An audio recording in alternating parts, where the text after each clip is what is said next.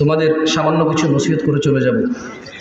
আমার প্রাণ প্রিয় দিনী ভাই, আল্লাহ সুবহানাহু ওয়া তাআলা আমাদের সৃষ্টি করেছেন সুন্দরতম অবয়বে, এবং তিনি যেভাবে চেয়েছেন ঠিক সেভাবেই তিনি আমাদের সৃষ্টি করেছেন। যেমনটা তিনি কোরআনুল কারীমে বলেন, হুয়াল্লাযী ইউসাউবিরুকুম ফিল আরহামি কাইফা ইয়াশা, তিনি মাতৃগর্ভে যেভাবে ইচ্ছে তোমাদের আকৃতি গঠন করেন। আমাদের আকৃতি কে গঠন করেছে? বিয়ে শাদী, অমুক মেয়ে সুন্দরী, অমুক ছেলে সুন্দর, এই জন্য তোমার সময় আসার অপেক্ষা না করে জেনা ব্যভিচারে লিপ্ত হয়ে, দাঙ্গা ফাসাদে লিপ্ত হয়ে যেও না। তিনি সুবহানাহু ওয়া তাআলা যেভাবে খুশি, উনি যেটা ইচ্ছা করেছেন, পছন্দ করেছেন, এভাবেই তিনি মেয়ে অথবা ছেলে, তোমাকে অথবা তোমার বোনকে, তোমাকে অথবা তোমার স্ত্রীকে, তোমার বাবা অথবা তোমার মাকে সৃষ্টি করেছেন যেভাবে তিনি ইচ্ছা করেছেন। সময় আসার পূর্বে জেনা ব্যভিচারে লিপ্ত হয়ে সমাজ জাতি বিশৃঙ্খল করে তুলিও না তোমরা।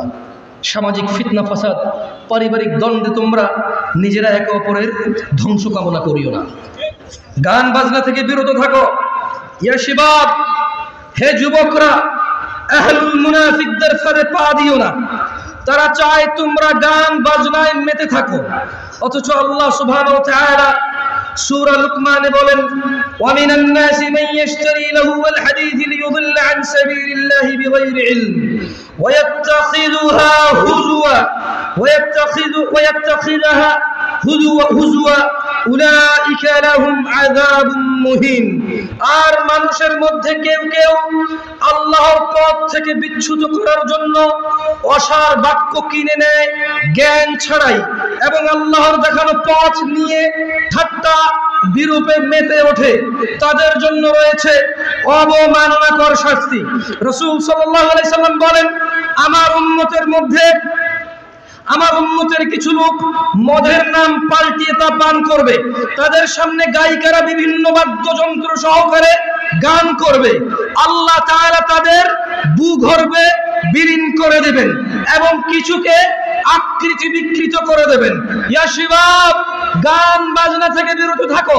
আহলুল মুনাফিকরা চায় তোমরা তোমাদের সুন্দর জীবন ও যৌবন গান বাজনায় মেতে ওঠে, গান বাজনায় ভুলে গিয়ে নিজেদের ভবিষ্যৎ, নিজেদের দ্বীন, আখলাক, চরিত্র, নিজেদের জীবনের গুরুত্ব, যৌবন তোমরা বিসর্জন দাও।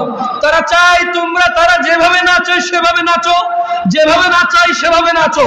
তোমরা তাদের অ্যালগরিদমে চলে আসো। তারা আজকে এই গান, কালকে ওই গান, আজকে এই সিনেমা, কালকে ওই সিনেমা, পরশু অমুক সিনেমা চলে আসছে, আসতেছে, আসবে, বানাইছে, বানাবে, বানাতে পারে।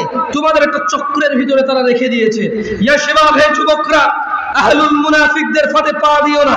তারা চায় তোমরা নেশায় মত্ত হয়ে তোমরা তোমাদের জীবনটাকে জাহান্নামের দিকে ঠেলে দাও।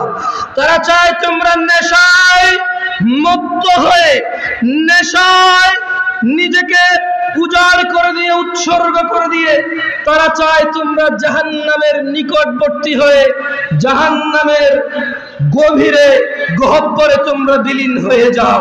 তারা চায় তোমরা শয়তানের ফাঁদে পা দাও, তোমরা আল্লাহ দ্রোহিতায় মেতে ওঠো। তারা চায় তোমরা নেশা করে আল্লাহ ও তার রাসূলের দ্রোহিতায় মেতে ওঠো। অথচ আল্লাহ সুবহানাহু ওয়া তাআলা চায় তোমরা সফল হও, সফলতার দিকে আসো। তিনি সুবহানাহু ওয়া তাআলা বলেন, ইয়া আইয়ুহাল্লাযীনা আমানু, হে তোমরা যারা ঈমান এনেছো। কারা কারা আমরা ঈমান এনেছি রবের প্রতি? তাকবীর! ঈমান এনেছি কারা কারা? কার প্রতি ঈমান আনছি? তিনি আরশের মালিক কে? বিচার দিবসের মালিক কে? জান্নাত জাহান্নামের মালিক কে? সুস্থতাকারী কে? রিজিক দাতা কে? আমরা ওনার প্রতি ঈমান আনছি। তিনি বলছেন, ইয়া আইয়ুহাল্লাযীনা আমানু। তাহলে আমাদের কে বলছেন? যারা আমরা ঈমান আনছি সবাইকে বলেন। যে বেঈমান, মুশরিক, কাফের, ওকে বলেনি।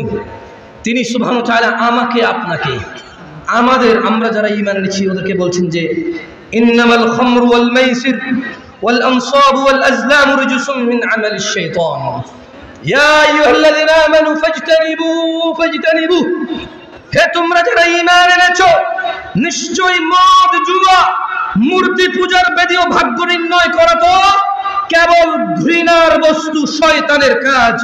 ফাজতানিবু তোমরা এটা থেকে বিরত থাকো, তোমরা এটা বর্জন করো।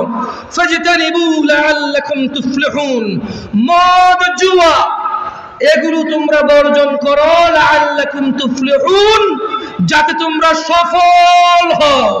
মুনাফিকরা চায় মদ জুয়া খেলাধুলা হাসি তামাশায় আমরা আমাদের জীবনটাকে বিলিয়ে দেই, উৎসর্গ করে দেই। জাহান্নামের অধম নিচে আমরা নিজেদেরকে কি বলে এটাকে মানে আমরা জাহান্নামের নিম্ন পর্যায়ে পৌঁছে যাই। এটা হচ্ছে মুনাফিকদের চাহিদা। গান বাজনা নেশা জুয়া এগুলো দিয়ে আমাদের কি করবে? মোবাইলে জুয়া খেলা যায় কিনা এখন?